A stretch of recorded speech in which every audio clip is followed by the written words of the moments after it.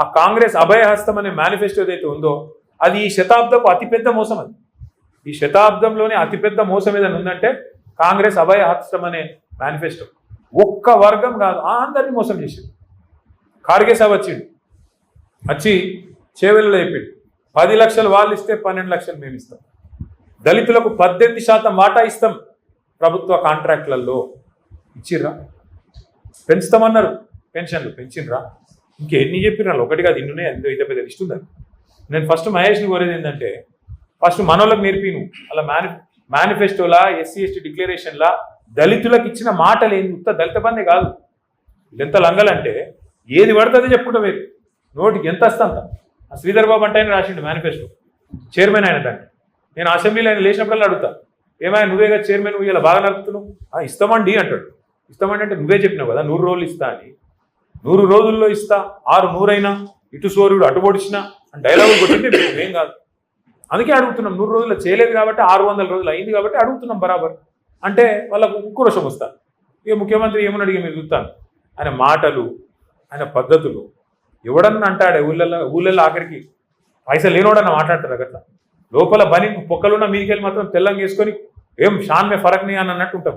ఎవడన్నా ముఖ్యమంత్రి నేను ఢిల్లీకి పోతున్నాను కలుపుతలేరు, చెప్పులు ఎత్తుకపోతున్నామో అని అపాయింట్మెంట్ ఇస్తలేరు, ఎవడన్నా అంటాడా? అరే ఇంత అన్యాయం మాటలు. ఇంకా ఘోరం ఏంటంటే, ఇంకా ఘోరం ఏం చేస్తారా, ఆయన గోసుక తింటారా? ఏమంటారు ఆయన గోసుక తింటారా అంటే కోసుక గుర్రెనా మీకనా లేకపోతే వాడు చికెనా? కోసుక తింటారా? నన్ను ఏం చెప్తారు మీరు అంటే, నేను గద్దె మీద కూర్చున్నా, ఇప్పుడు నన్ను ఏం బిక్తారు మీరు అంటుండ్రు. మరి ఏం బిక్తారు అంటే మరి పీకేది మనమే చూపెట్టాలి. రేపు లోకల్ బాడీ ఎలక్షన్ రానే వచ్చింది అంటే ఆయన ధీమా ఏంది? ఇప్పుడు డాక్టర్ అంబేద్కర్ గారు మన రాజ్యాంగ నిర్మాత, భారతరత్న, పాపం పెద్ద మనిషి అన్ని ఆలోచన చేసిండు, అద్భుతమైన రాజ్యాంగం రాసిండు. కానీ గిసొంటి లంగాలు ఉంటారని ఆయన కూడా ఊహించారు. గద్దెనెక్కినండి మళ్ళీ తిరిగి 5 ఏళ్ళ లోపల దించే అవకాశం లేదు. ఎక్కినానుకో కూర్చోవాలి, మళ్ళీ మనం దించాలని మళ్ళీ 5 ఏళ్ళు చూడాలి ఇంతదాకా. పాపం ఆయన కూడా పెద్ద మనిషి రీకాల్ వ్యవస్థ అని పెట్టలేదు. కొన్ని దేశాలలో ఉంది రీకాల్, అంటే ఇచ్చిన మాట నెరవేర్చకపోతే మళ్ళీ వెనక పిలుచుకునే అధికారం ప్రజలకు ఉంటుంది. గట్సొంటి వస్తే ఇటువంటి లంగాలు కూడా భయపడతారు. లేకపోతే ఏంటి, ఏమన్నా నన్ను ఏం బిక్తారు మీరు? ఏమన్నంటే కేసీఆర్ మీద బట్టగాలుస్తా, వేస్తా, తెల్లారులేస్తే డైలాగులు కొడతా, కేసీఆర్ని తిడతా, ఏమేమి మాటలు ఆయన ఇంటే ఆయన నోటికి మొక్కాలి. గుడ్లు వీకి గోటిలాడుతాడు, మెడల పేగులు వేసుకుంటాడు, బట్టలు కూడా తీసి కొడుతున్నాడు. వీడు ముఖ్యమంత్రి.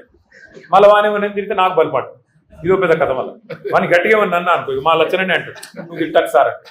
నేను తిడతలేనే, వాడు చెప్పి నేను చెప్తున్నాను, నేను చెప్తున్నాను ఆయన భాషలో ఆయనకు అర్థమయ్యేటట్టు చెప్తున్నా అని చెప్తున్నా. ఏం చెప్పాలి మరిగా? ఇప్పుడు కుక్కగాడుకు చెప్పు దెబ్బ, మరి ఏం చేయాలి? నేను మాకు ఇష్టం లేదు తిట్టుడు, ఆ భాష ఇష్టం లేదు, కానీ తప్పలేదు. ఎందుకంటే ఆయనకు ఇంకో భాష అర్థమైతలేదు. నిన్న కూడా కేసీఆర్ తుంగతుర్తికి, కోదాడకు, సూర్యాపేటకు చివరి మడి వరకు నీళ్ళు ఇచ్చింది కేసీఆర్ కాళేశ్వరం ద్వారా. అది ఆయనకు తెలుసు, తెలియదని కాదు. కానీ ఎంత లంగా అంటే ఈయన వచ్చినాక 2 ఏళ్ళ నుంచి నీళ్ళు లేవు. అన్నీ తెలుసు, ఇది తెలుసు, అది తెలుసు. కానీ చర్చకు వస్తావా అంటాడు. మొన్న పోయినాం చర్చకు రమ్మండి, ఆడికెళ్ళి మళ్ళీ వీకెండ్ మళ్ళీ చర్చకు వస్తావా నిన్న డైలాగ్. ఏమనాలి? చర్చకు పిలిస్తేనేమో పారిపోతాడు బిరికి సన్నాసి. మళ్ళనేమో చర్చకు వస్తావా కేసీఆర్, నాగార్జున సాగర్ కట్ట మీదకి వస్తావా? మేమన్నాం ఇక రారాబాయి మరి మేడిగడ్డ బరాజ్ మీదకి రాయిగా ఆడిడేందుకు. మంచిగా ఉంది, అది కూలిపోలే.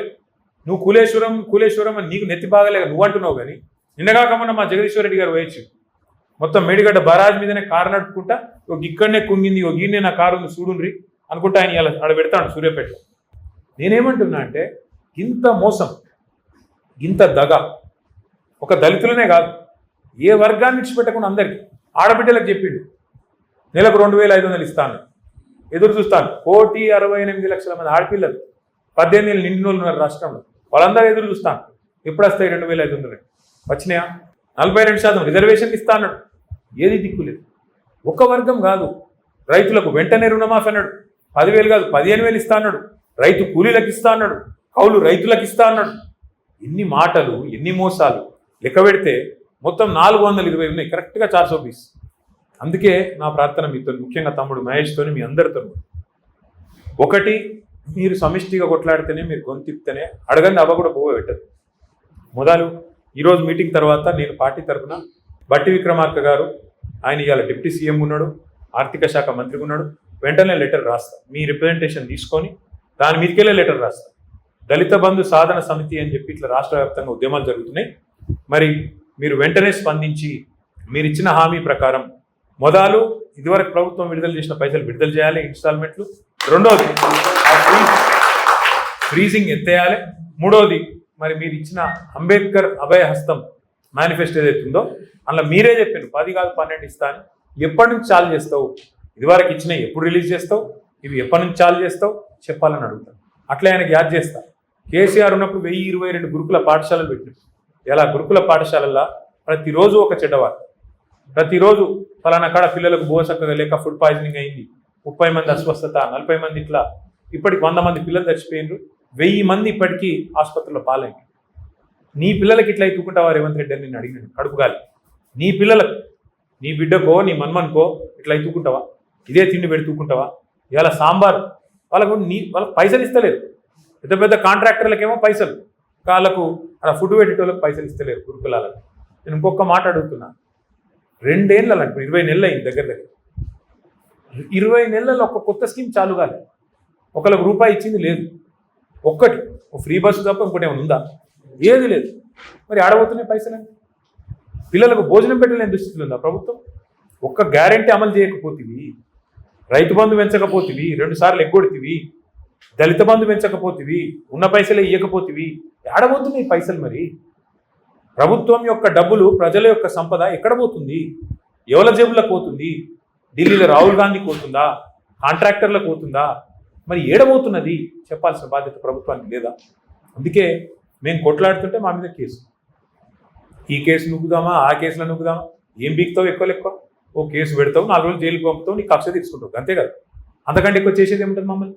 కానీ ఒకటి మాత్రం పక్క, ఆయన కేసులు పెట్టినా, జైళ్ళకు పంపినా, ఆయన ఇంకో 10 కేసులు ఇంకా పెట్టినా మేము మాత్రం ఊకోము. ఖచ్చితంగా కేసీఆర్ గారి నాయకత్వంలో అందరం సమిష్టిగా మీకోసం, రాష్ట్రంలోని ప్రతి ఒక్కరి కోసం కొట్లాడుతూనే ఉంటాం. కాకపోతే మీ మద్దతు మాకు కావాలి. మీరు ఇప్పటికే 16 జిల్లాలకు పోయినామన్నారు, సంతోషం. మిగతా 14-15 జిల్లాలు కూడా మీరు పోవాలి. తప్పకుండా అందరం కలిసికట్టుగా ముంగడికి పోవాల్సిందే. తప్పకుండా 100% మీకు అండగా నిలబడుతుంది. ఈశ్వరన్న చెప్పిండు. మరి 16 జిల్లాలో మరి ఇప్పుడు తమ్ముడు ఇచ్చినాడు, ఏమేమి పోరాటాలు చేసిండ్రు, ఎక్కడెక్కడ చేసిండ్రు, బ్రహ్మాండంగా చేసిండ్రు. హుజూరాబాద్లో కూడా చక్కటి కార్యక్రమం చేసిండ్రు. మా సోదరుడు కౌశిక్ రెడ్డి గారు కూడా ఆ రోజు అరెస్ట్ అయ్యాడు, దెబ్బలు తిన్నాడు. ఆయన కూడా బాగా ఇబ్బంది పడ్డాడు ఆ రోజు, నాకు యాద్. మీరు ఇంకా రాష్ట్ర వ్యాప్తంగా మీరు ఇంకా కమిటీలు విస్తరించండి. మేము మీకు పూర్తిగా అండగుంటాం, పార్టీ అండగుంటుంది. మీ కార్యక్రమం ముందు ఈశ్వరన్ నాకు చెప్పండి, అన్న ఇంకో వారం రోజుల తర్వాత ఇక్కడ చేస్తున్నాం, మొత్తం పార్టీ మొత్తం మీకు అండగా వచ్చి నిలబడుతుంది. ఈ కార్యక్రమం కేసీఆర్ గారు మా అందరికి కూడా చెప్తా ఉన్నాడు, ఏందయ్యా మీరు దళిత బంధు మర్చిపోయినరా, ఎందుకు మాట్లాడతలేరు మీరందరూ, ఏం పుట్టింది మీకు అని చెప్పి మాకు కూడా ఎప్పటికప్పుడు సార్ చెప్తూనే ఉన్నాడు. మేమందరం కూడా మీకు అండగా నిలబడతాం. ఉదాహరణకు కూడా మీరు మంత్రులే చేయాలని వారం రోజుల ముందే చెప్పుండ్రి, మొత్తం పుట్టమలతో సహా మంచి మోకా ఇప్పుడు మనకు దొరికింది. లోకల్ బాడీ ఎలక్షన్ ముంగట్నే ఉన్నది. సర్పంచ్, ఎంపీటీసీ, జెడ్పీటీసీ, అట్లే కౌన్సిలర్ ఎలక్షన్లు ముంగట్నే ఉన్నాయి. నా ప్రార్థన మీతోని దళిత జాతిని తప్పకుండా జాగృతం చేయాలి.